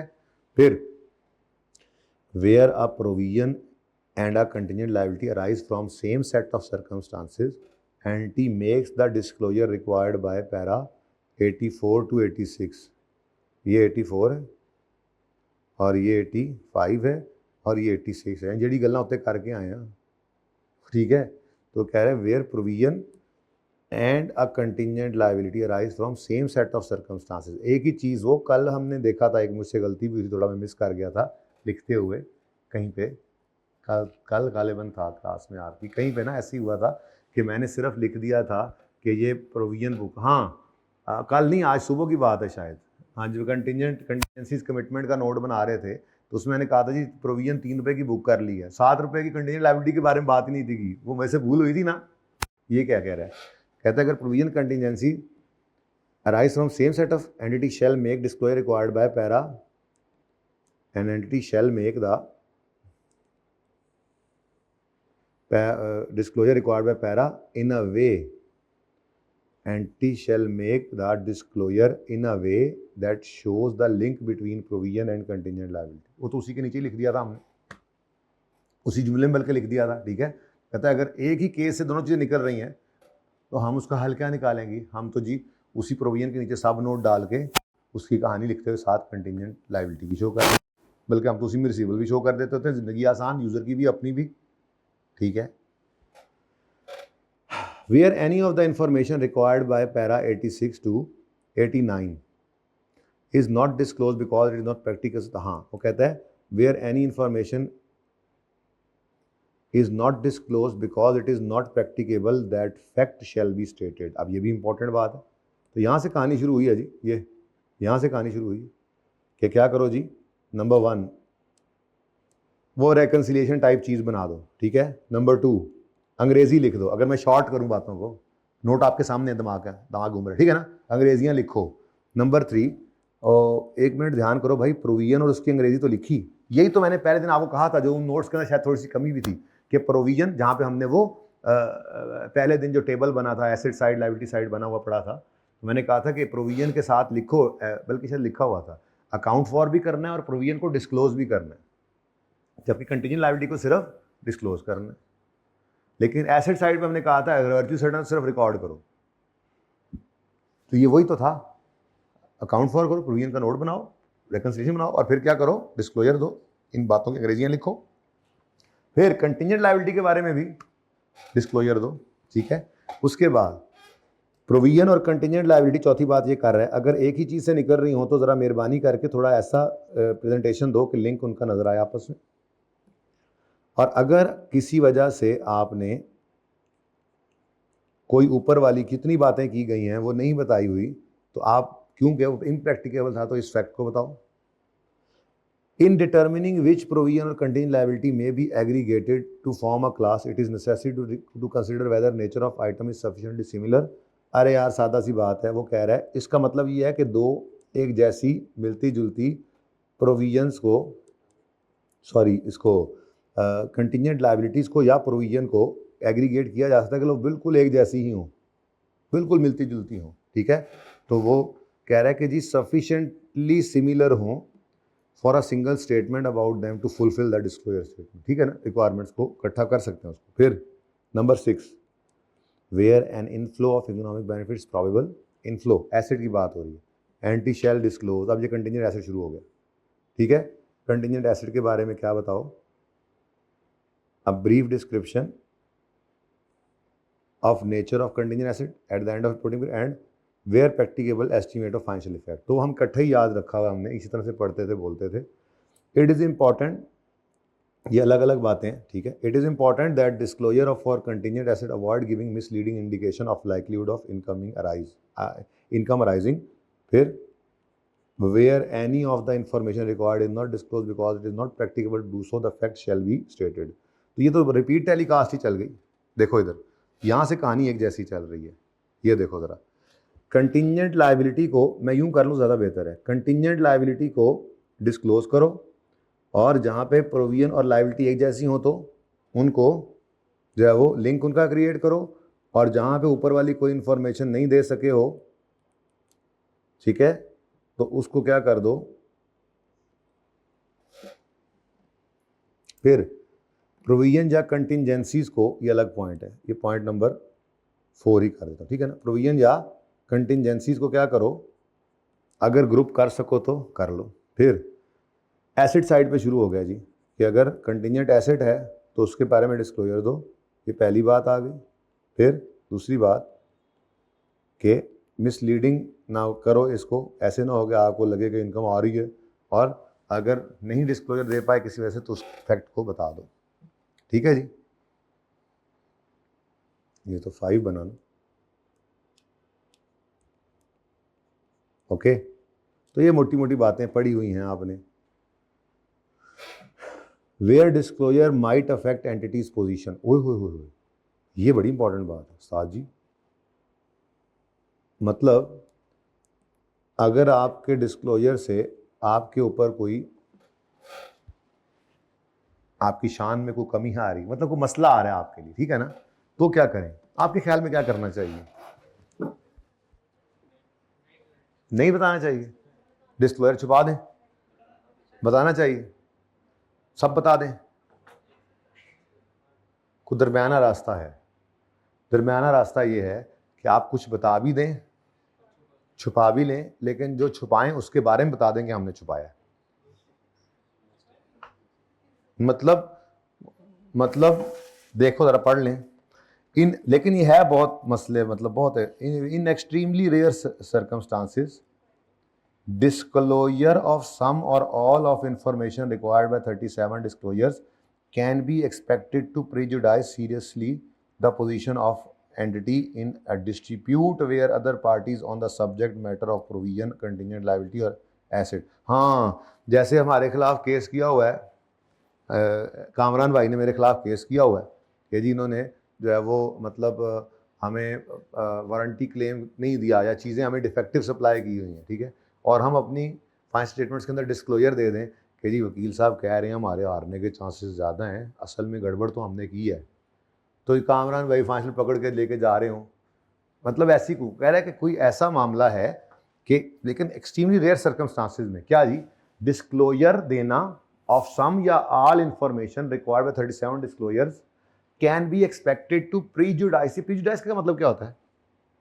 करो ना कैलकुलेटर, करो ना, गूगल करो ना, करो, मुझे तो पता है, थोड़ा बहुत तो पता ही है, लफ्जी मतलब निकालना चाह रहा हूँ मैं। प्रीजुडाइस मैं खुद कर लेता हूँ, वरना बड़ा चैट जीपीटी और पता नहीं क्या क्या होता है।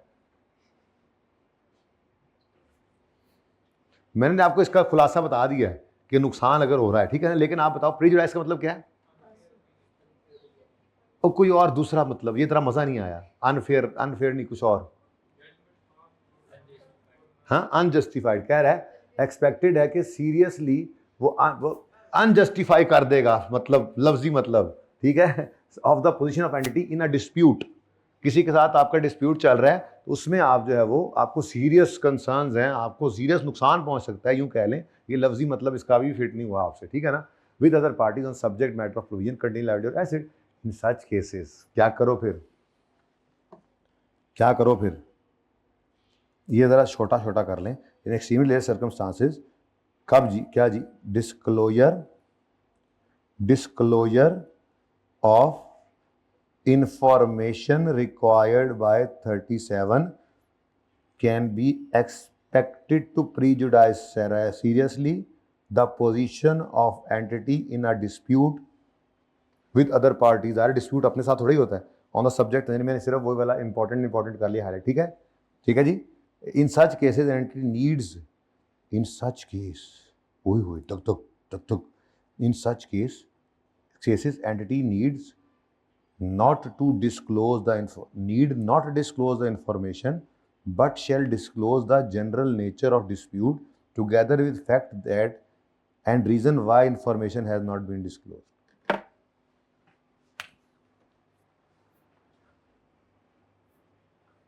शुक्र है पढ़ लिया है, मुझे तो यूं लग रहा है कि पास पेपर का जो सवाल है इसमें पहले दूसरे केस के अंदर भी ये मामला आया। खैर चलें, अच्छा है, पढ़ना तो वैसे भी था ही ये शुक्र है, ये ओवरलुक नहीं होगा। वहां से पढ़ के मैंने ये नहीं कहा चलो चलो, ये पॉइंट भी अगले समय पढ़ा था। ये बड़ी इंपॉर्टेंट बात है, ये मतलब आज तक सोचा भी नहीं था ऐसा भी हो सकता है। तो क्या कह रहा है फिर पढ़ो, disclosure information required by 37 is expected to prejudice seriously the position of entity in a dispute. In such case entity needs not disclose the information, लेकिन फिर shall disclose the general nature. लड़ाई तो बताओ चल रही है, फिर साथ ये फैक्ट भी बताओ और रीजन भी कि आपने इन्फॉर्मेशन क्यों डिस्क्लोज की। बताओ मत क्या है इंफॉर्मेशन है, लेकिन ये बता दो कि इंफॉर्मेशन जो है वो हमने नहीं बताई है, रोला चल रहा है साडा, ठीक है ना, वो रोले वाली बात है, हमने बतानी नहीं है, ठीक है। तो बता भी दो और ना भी बताओ, ओके। तो प्रोविजन हो गई जी, जी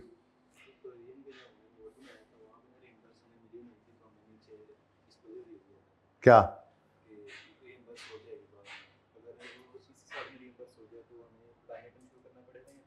नहीं, अगर रीइंबर्समेंट हो जाए तो वो तो रिसीवेबल रिकॉर्ड हो जाएगा या कैश में आ जाएगा। फिर क्या बताना, आपने तो कंटिजेंट एसेट बताना है। कंटिजेंट एसेट क्या होता है, जो रिसीव होगा, अब रिसीवेबल है वो रिकॉर्ड करना है, बताना है। कैश तो आ गया, फिर तो लड़ाई खत्म होगी। बता दो, फिर कोई मसला नहीं। एडिशनल डिस्क्लोजर पे किसी ने मना नहीं किया होगा, कम से कम दर्जे की बात होती है कि वो ना बताएं, तो बताने में कोई हर्ज नहीं। बता दो जी 7 मिलियन का केस हुआ था, हमने किया था, 2 मिलियन आ गया, 5 मिलियन का झगड़ा चल रहा है, वकील साहब कहते हैं कि 2 मिलियन नहीं, उसमें से भी वो 5 मिलियन कंटिजेंट एसेट, ठीक है, तो 2 मिलियन बता दो, आ गया, कोई हर्ज नहीं। कहानी लिखनी है थोड़ा सा लिख दो, कोई हर्ज नहीं। एडिशनल डिस्क्लोजर देने पे किसी ने मना नहीं किया होता आपको। क्यों, आपको क्या लग रहा है? आपको लग रहा है कि मैं यूजर हूं, मुझे ज्यादा बेहतर पता लग जाएगा, इस बात से ज्यादा रेलेवेंट, ज्यादा रिलायबल इन्फॉर्मेशन मिलेगी। तो कोई नहीं है, एक कैश की फिगर और लिख दोगे तो क्या आपको आसमान टूट पड़ेगा? नहीं टूटेगा, ठीक है। हमने आप नहीं बनाए हैं ये स्टैंडर्ड्स, और यूजर्स के लिए बनाए हैं, ओके। अच्छा जी, डिस्क्लोजर का यही शक्ल और सूरत आपको नजर आई है, ये हमने जो बनाया था ये डिस्क्लोजर बनेगा, ठीक है जी।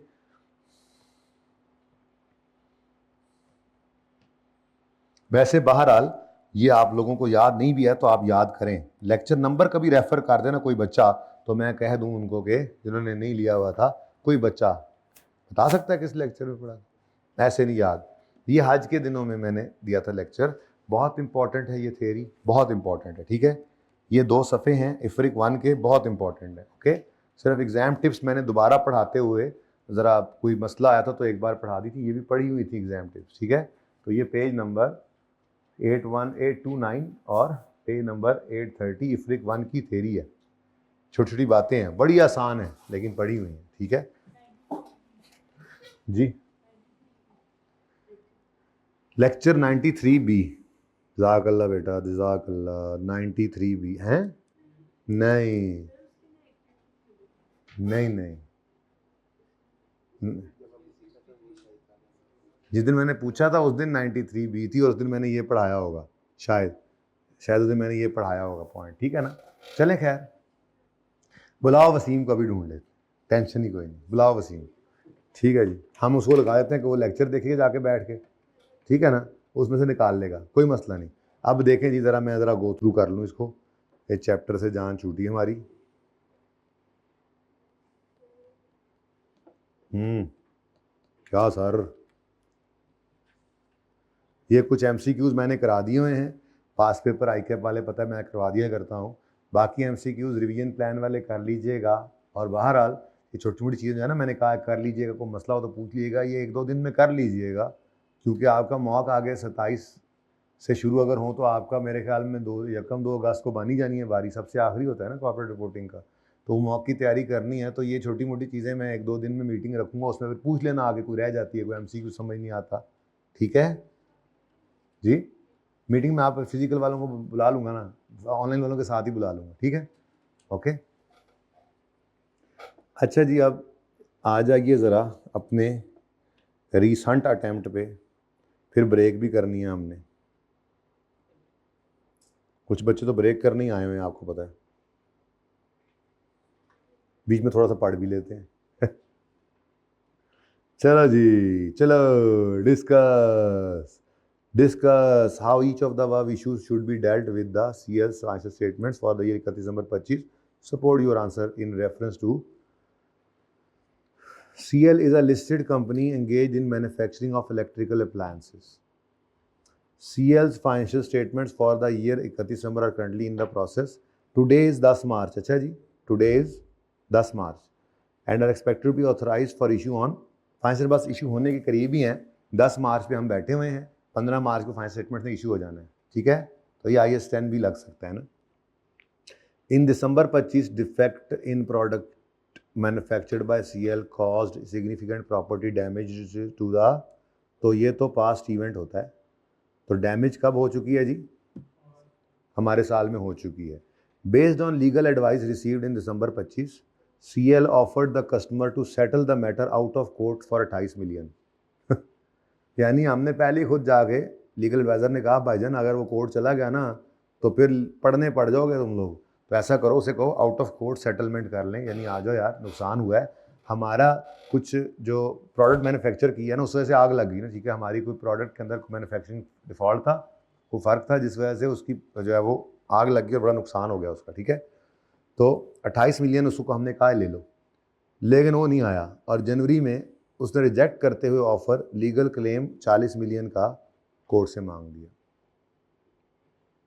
लालच है, 28 मिलियन मिल रहा था लेकिन उसने कहा नहीं। अब पास्ट इवेंट हो चुका है, जनवरी के अंदर केस का होना is just an indication of a condition that existed at reporting date. तो जुमला लिखोगे इसी तरह से ना कि द क्लेम, भाई एक मिनट ज़रा पॉज करें, वसीम भाई आ गए। अच्छा जी, माजरत, लेक्चर ढूंढने भेजा है, बच्चे कह रहे हैं 56 से 62 है। अच्छा एक और बात बताऊँ, अब अभी ऑनलाइन की मीटिंग चल रही होती ना और मैं कहता किस लेक्चर में कराया है, तो 2 से 3 बच्चे आपको उसी वक्त बता देते किस लेक्चर में करवाया। आप लोग लेते हैं ऑनलाइन वालों को ईजी, क्या पेंडिंग लेक्चर होते हैं, कहता है वो होते ही उधर है, ऐसी बात नहीं है।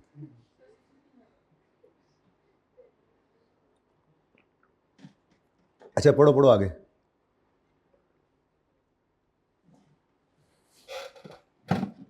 मैं तो चने खा लूँ, भाई ने दिए हैं।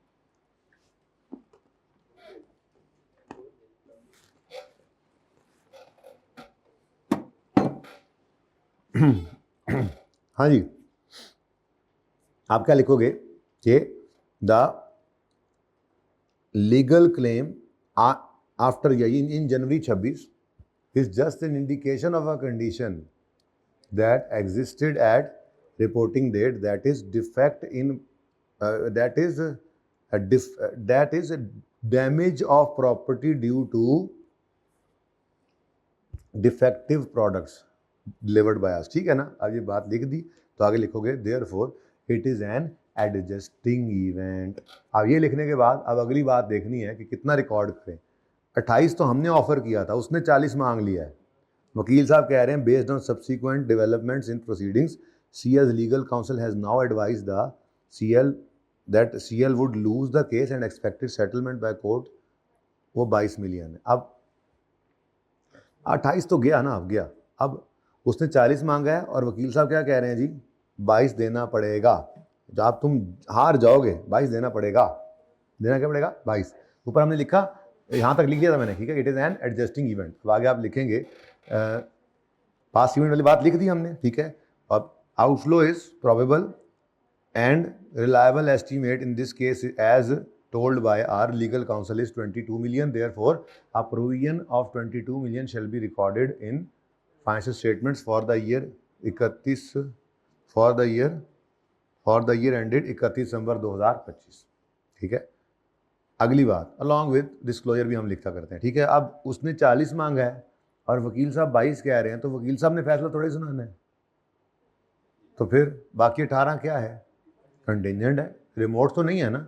तो फिर आगे लिखोगे in respect of remaining 18 million, ठीक है, a contingent liability shall be disclose in notes to the financial statements giving brief description of nature and estimate of financial effect. अब ये बात करते हुए आपके दिमाग में वो प्रोविजन, वो डिस्क्लोजर वाला सफ़ा भी आ रहा है जो अभी आप पढ़ के आए हैं। वो मैं भूल गया था उस वक्त, असल में नोट ना कराने की वजह से ना प्रैक्टिकली, तो वो मैंने पेंडिंग किया था, वो फिर रहते रहते रह गया, तो और माजरत आज पढ़ाया। चलें, सही है जी। अब सोल्यूशन पे नज़र मारें, सोल्यूशन पे नज़र मारिए। ये सवाल तो जल्दी जल्दी हो जाएगा, लेकिन ऐसा हो जाए नहीं आज, हमें जहन में रखें। और ये क्या, अच्छा और है, मैंने कहा डी लंबी अंग्रेजी लिखती उन्होंने, ये क्या? अरे यार तुम जाते क्यों नहीं, अरे यार तुम जाते क्यों नहीं, तुम सोल्यूशन में भी नज़र ना आओ हमें, तुम तो खुशियां हो हमारे लिए। The property damage occurred in December 25, so obligating event existing before reporting date. Fact that customer filed case does not create new obligation, it provides further evidence।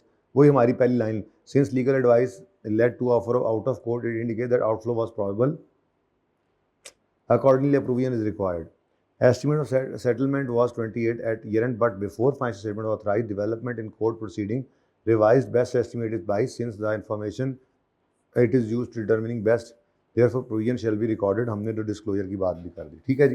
लेकिन ज़रा लंबी कहानियाँ लिखी हैं, बहरहाल हमने ये सारी बातें लिखी हैं अपने अल्फाज में लिखी हैं, और बिल्कुल ठीक है, पूरे नंबर मिलेंगे, क्योंकि क्या है कि नंबर काट सकता है, वो बात वही लिखी है, हम जुमला अपना है हमारा, ठीक है। और साथ ही हमने मोड तो नहीं ना लिखा हुआ था, कुछ नहीं, तो हो ही नहीं सकता कि बाकी पे करना पड़े, जो हो ही नहीं सकता वाली बात नहीं है। तो भाई हो सकता है जज साहब जो है वो 10-12 ऊपर भी दे दें, 8 दें, 5 दें ऊपर दे, फिर तो कंटिजेंसी तो है ना, नॉट इन आवर कंट्रोल, जज साहब के हाथ में फैसला, ठीक है। तो ये देखो आसान काम है IAS 3710, वेल पढ़ना था ना, तो मेहनत की हुई है, तो उसका फ़ायदा है। अब आज भी आपके जहन में चीज़ें हैं, लिखना पड़ता है खुद, ठीक है। In November 25 an incident in CL's manufacturing facility resulted in environmental contamination of nearby canal.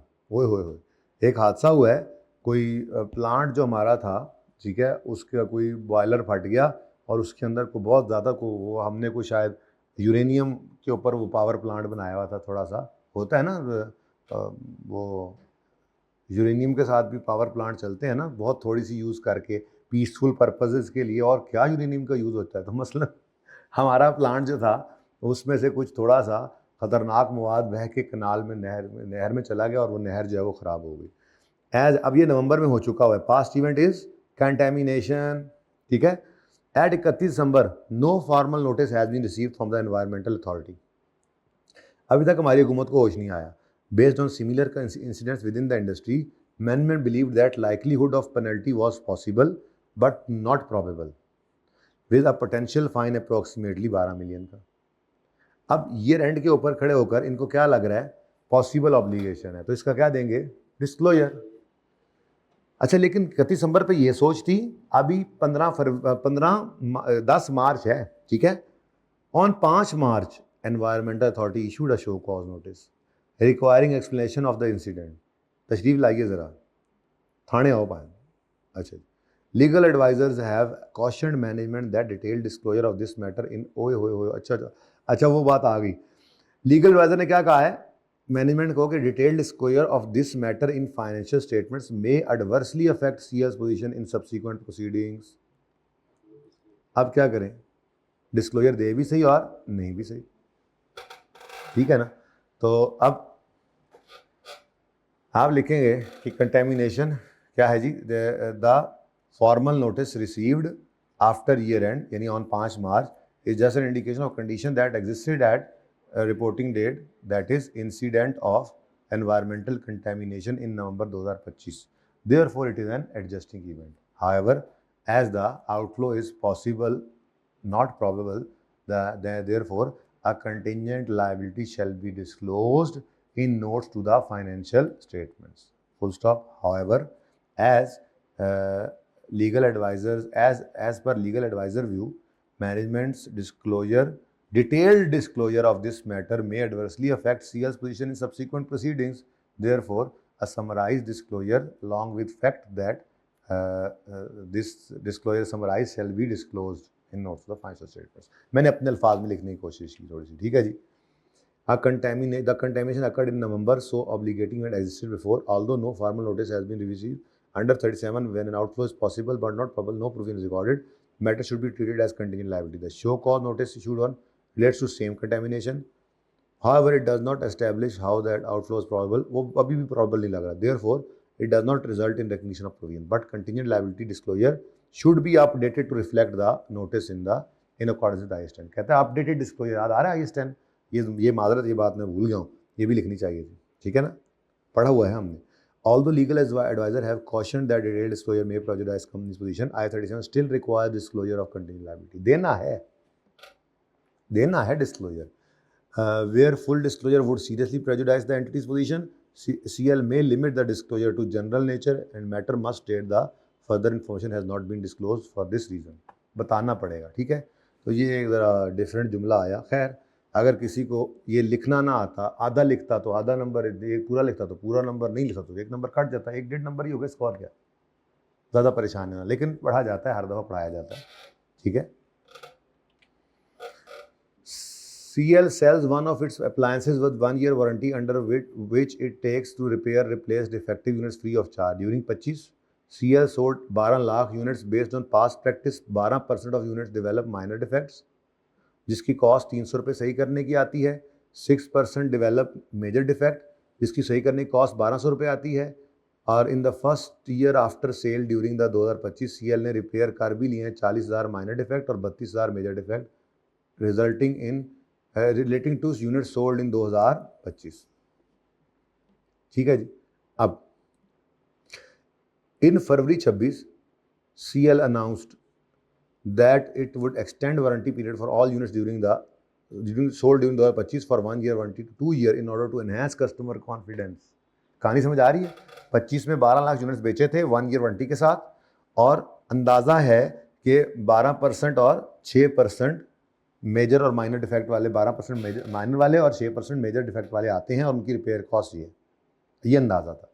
फिर 25 में 40,000 माइनर और 32,000 मेजर वाले आ गए और हमने सही भी कर दिए, तो ये एक्चुअल वारंटी पेड भी हो गई। लेकिन अभी ईयर एंड हो गया है, मार्च में हम खड़े हैं, अभी फैसले हमारे हाथ में हैं, और मार्च में इन्होंने एक अनाउंसमेंट की, फरवरी में अनाउंसमेंट कर दी कि भाई हम साल से 2 साल कर रहे हैं। क्या ख्याल है?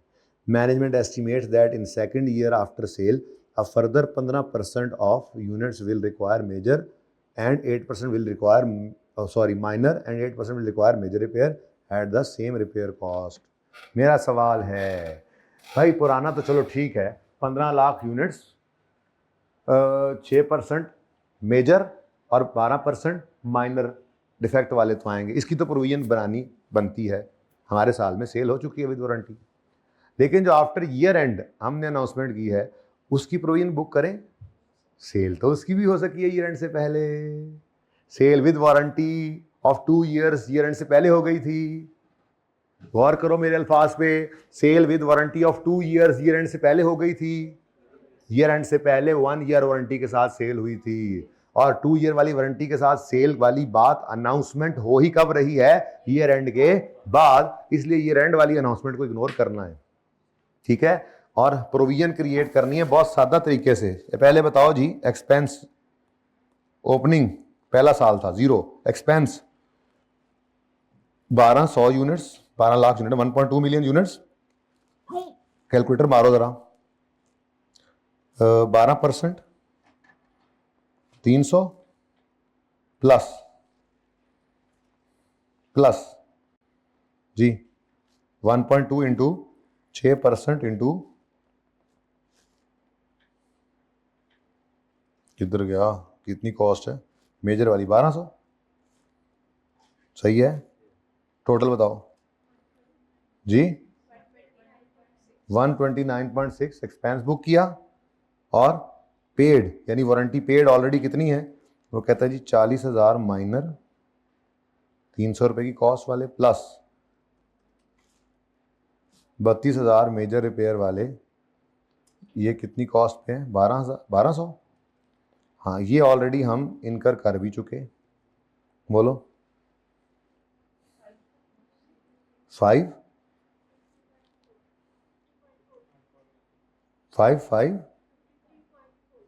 50.4, ओके, मैं भी क्या होते बाद गया काम जी। क्लोजिंग प्रोविजन में क्या आएगा, 70, बस ये कहानी है सारी, 79.2। अब इसको लिखना है असल में तो, ठीक है। तो अब हम क्या कहेंगे जी, हम कहेंगे कि there is a present obligation due to past event which in this case is sale of goods with warranty, outflow is probable and reliable estimate is based on past experience, therefore a provision shall be recorded for an amount of 129.6 million in respect of warranty, calculated आगे bracket में आ गया, however already 550.4 million of warranty has been paid, therefore closing provision in balance sheet shall be इतने रुपए। ऐसे थोड़ी सी working भी show कर सकते हैं, पूरी बात लिख के एज कैलकुलेटेड बिलो करके सारी ये शो कर दें। साथ ही अगली बात करें जिसको लिफ्ट नहीं कराई, आए क्या कहें कि जी the announcement made in February is not an obligating event and because obligating event arises after announcement and the announcement is made after year, therefore it is a non-adjusting event, however if it is material it shall be disclosed in notes to the financial statement, ठीक है, सही है। 1 year warranty attached, वो लंबी कहानी, 1 year warranty attached to sale during 2025 creates present legal obligation as warranty claim are expected to arise, cost can liability serially can an obligation relates to large population, provision should be measured using expected value, वही किया है। for first year expected cost is 108, expected cost per unit is, ये क्या है, 300 का 12% कर दिया है। टोटल देखो, टोटल द टोटल एक्सपेक्टेड उन्होंने पता नहीं क्या किया, अपना टोटल देखो, the total expected first year warranty cost for 1200 units is 129, ये मुझे देखा लग रहा है 129.6, warranty cost already incurred for the year is 50.4, ठीक है, calculated as this therefore remaining warranty provision shall be recorded in at इतने, ये बात हमने लिखी। पहली लाइन मैंने लिखी जरा अपने अल्फाज में, क्या कि प्रेजेंट ऑब्लिगेशन क्या है, कि लोगों को पास्ट इवेंट क्या है, वारंटी के साथ बेचना, लेकिन 1 साल वाली की सारी बात की तो प्रोविजन रिकॉर्ड करें, फिर रिलायबल एस्टीमेट कैसे निकालना एक्सपीरियंस की बेस पे, ये सारी बात भी हमने कर दी। अगली बात भी उसने की हुई है अल्हम्दुलिल्लाह, the decision announce in February to extend the warranty for 1 year to 2 year creates new constructive obligation after, this does not reflect a condition existed at and therefore non-adjusting event, no additional provision shall be made, However, extension and its expected financial effects shall be disclosed if material. तो मिलेंगे number, और कैसे मिलते हैं number?